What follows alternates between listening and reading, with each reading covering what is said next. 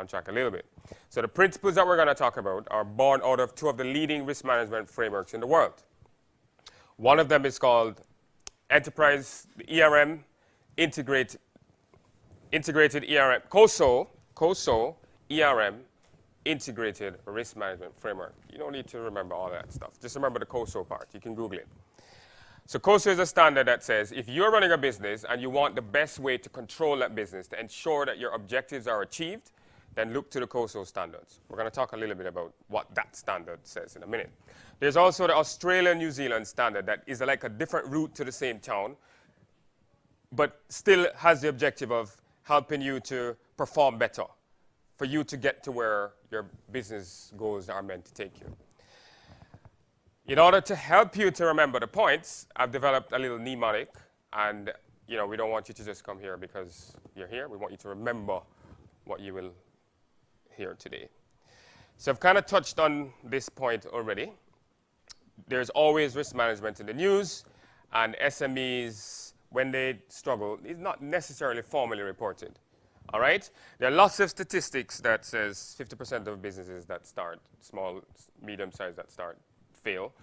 I saw a recent statistic, the U.S. Small Business Association, that says 7 out of 10 new employers, they survive within the first 2 years, and 51% at least 5 years later. So this statistic is actually contradicting this one, but it doesn't really matter. The point is there are issues that businesses face, and sometimes they get into trouble. This is what I alluded to earlier. These things are reported in a very spectacular way many times. And like I said earlier, the question is, why do these things happen? For example, this one. What happened here was a trader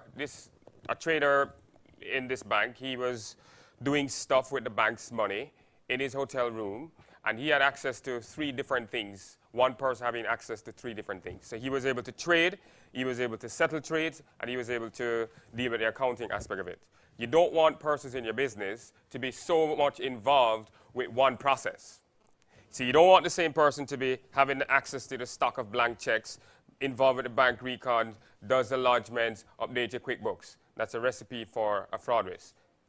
It speaks to the risk of who you hire, because somebody can have something that's right there in front of them, but they don't necessarily take advantage. But something in their lives could change. They could get a bad news report about the grandmama in England that needs an operation, and all of a sudden this cash that used to be just cash now looks like the money that could be used to pay for the operation. Fraud risk, all right? So we're going somewhere. So in this case, one man brought down a bank that was 200 years old because of fraudulent trades that he did. And there have been many similar instances. The purpose of this slide is just to say that every day around us, companies get into trouble, and it's in the news. And if you read through the eyes of risk management, you'll ask yourself, why did these things happen? So the question is, for those persons here, and you can talk back to me, what is the likelihood that your business will experience one or more risks which could crystallize in a negative newspaper headline or cause you to go out of business in a fairly short period of time? Have you ever asked yourself, I know most of us are business people, have you ever asked yourself that question? What are those things that could cause your business to die or become very sick? So we have quick illustrations here. There was a time when you used to walk with your little Kodak thing. Now I don't even have I use my phone to take pictures. So the business model here changed. CDs, business model change. Mutual Life, they got into trouble for different reasons. I would say financial risks, probably wasn't managed as well as it should. Politically incorrect, but you can check the records. I think the records show that there was a liquidity crisis. So this is really to just give you an opportunity to pause and ask yourself this question. The second thing is, if those things exist, which they do, by the way, what can you do, if anything, to reduce the probability of you becoming a statistic? And this is where the 2 frameworks that I alluded to earlier provide some assistance in terms of an approach to reducing the likelihood of you getting into trouble. But before I touch the framework, there's a quick survey that was done by PwC. We interviewed 1,400 CEOs around the world, and the question was asked, When you decided to formally focus your attention on the things, when you do an inventory of the things that you know that could hurt your business, and you put deliberate systems in place to manage them, how did that affect the successful running of your business? 1,400 CEOs around the world. And this is what they said. So this is like making the case for being in a room like this.